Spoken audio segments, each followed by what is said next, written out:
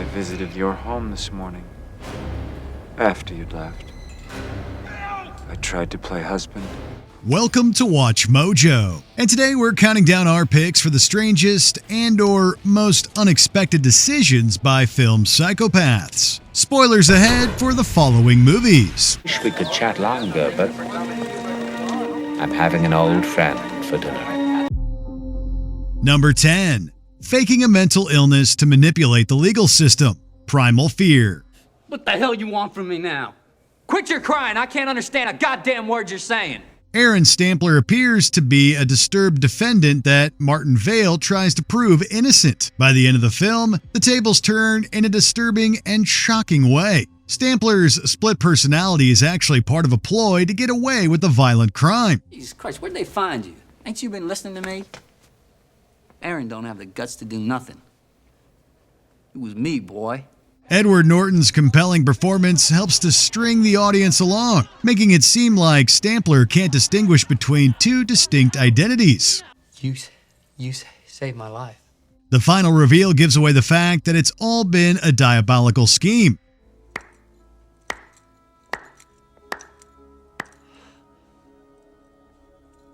Well, good for you, Marty. It's even crazier to imagine that the criminal succeeds, taunting his attorney in the chilling conclusion. I just didn't know who you'd want to hear it from, you know? I mean, Aaron or Roy or Aaron. Well, I'll let you in on a little secret. Sort of a client-attorney privilege type of a secret, you know what I mean? It don't matter who you hear it from.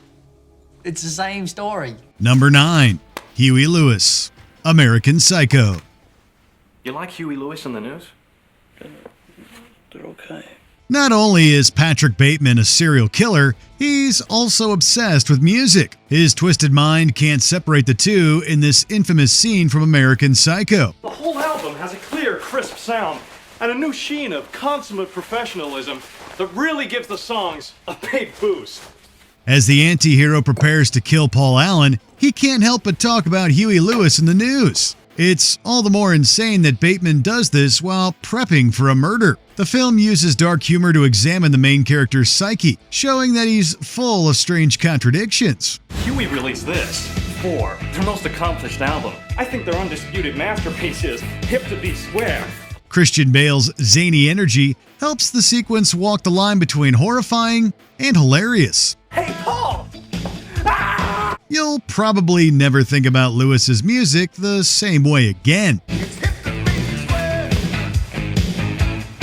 Number 8. Love and Hate, The Night of the Hunter. John, mind your manners. Take that look off your face. Act nice. Why, you don't mean no impudence, do you, boy? Do you, boy? Many's the time poor brother Ben told me about these young'uns. Robert Mitchum's Harry Powell calls himself a preacher, but he's also a killer that'll do anything for a family's money. Speak, boy. Where's it hid? Speak. Speak, or I'll cut your throat and leave you to drip like a hog hung up in butchering time. He plays up his phony relationship with religion by delivering sermons such as this one. He said the Lord to that man, you take that money and you throw it in the river. In the river! Tattooing these two words on his knuckles, Powell uses the terms to preach a lesson that he doesn't seem to follow. It's especially terrifying coming from the deep voice of Mitchum in one of his finest roles. While presenting his idea to other people, the villain uses this imagery to scare them. This character detail sends this already creepy guy into a much crazier territory. Just march yourself yonder to your horse, mister.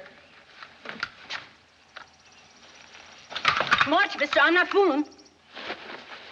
Number 7. The Deadly Dinner Service, The Menu.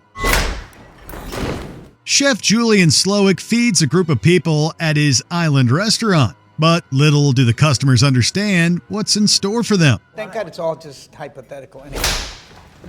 The next course is called Memory, and that is what it's meant to evoke, a memory. The whole idea behind this event is to seek revenge on the people that ruined his love for cooking. Taking drastic measures, Slowick escalates the tension throughout the evening until a killer dessert course.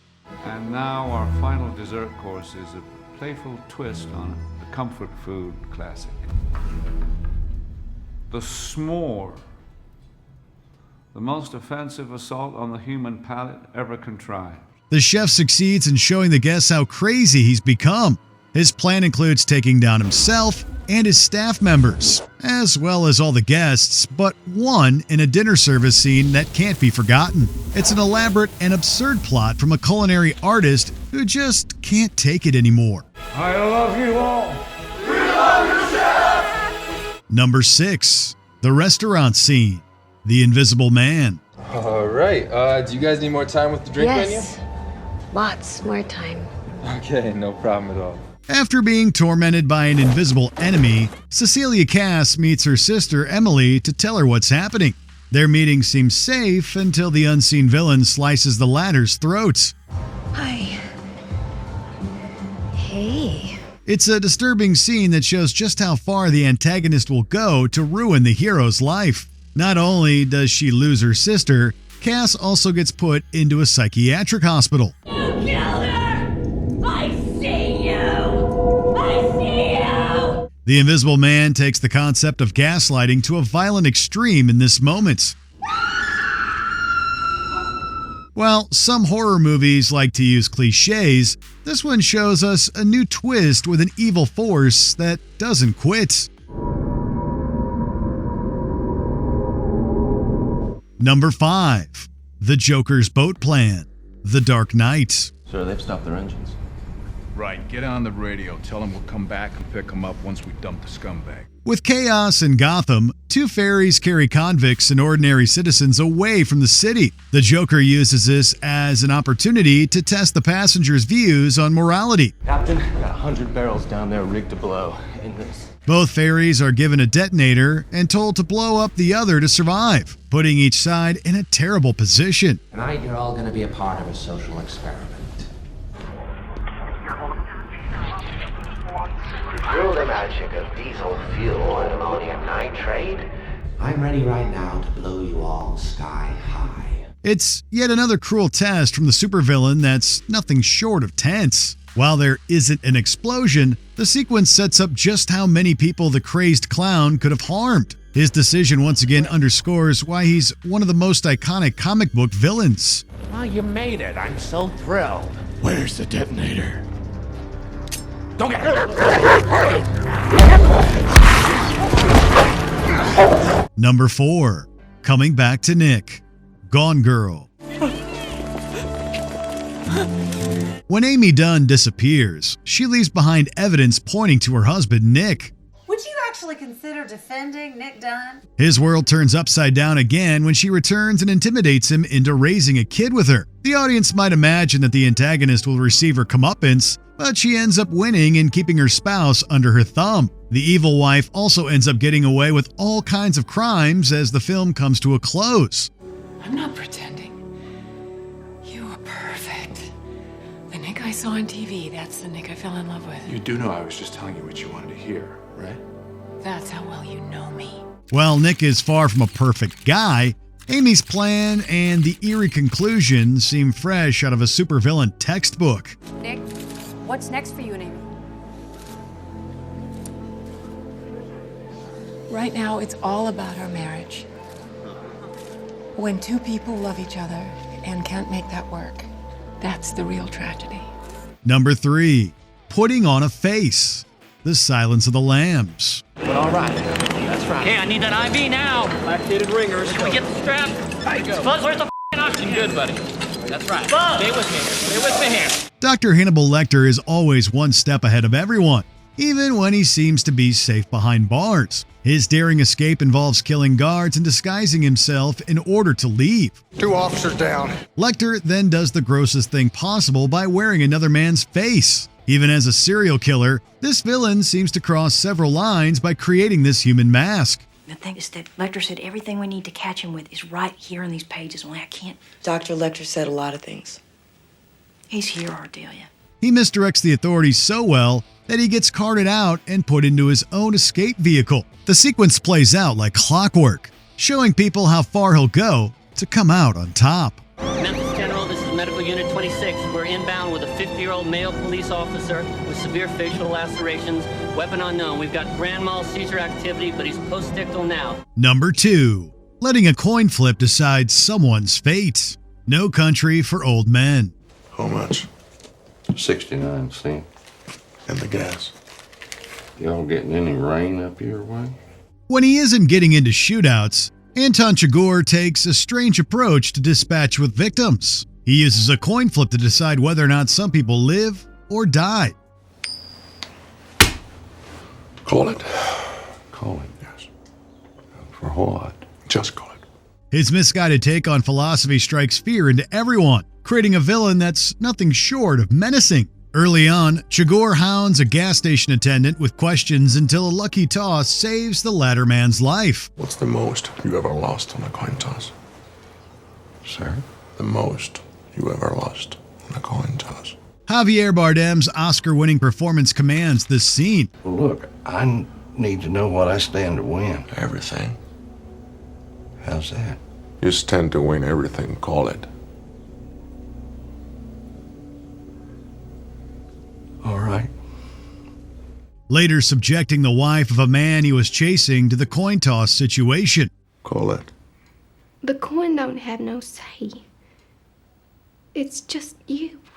No Country for Old Men doesn't give you all the answers about this hitman's methods, but it does give you room to imagine all the other times he's used this method.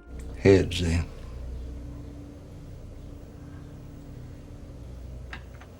Well done.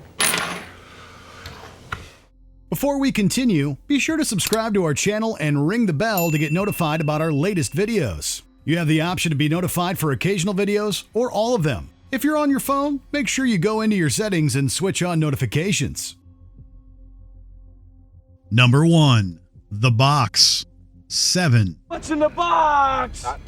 What's in the box? After leading detectives on a long investigation, John Doe turns himself in and sets up his final act. I'd like to speak to my lawyer, please. The serial killer is inspired by the 7 deadly sins and saves his worst idea for last. Call the bomb squad. I need a bomb squad. We got a box. When a box is delivered, David Mills and William Somerset discover one of the craziest twists in thriller history.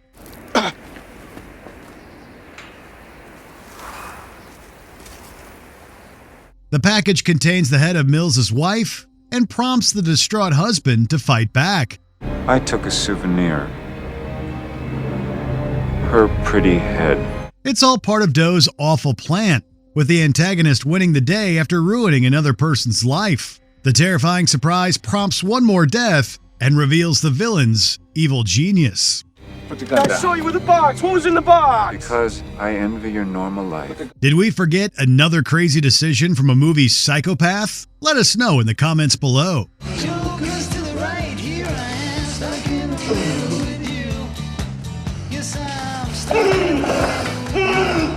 Did you enjoy this video? Check out these other clips from WatchMojo and be sure to subscribe and ring the bell to be notified about our latest videos.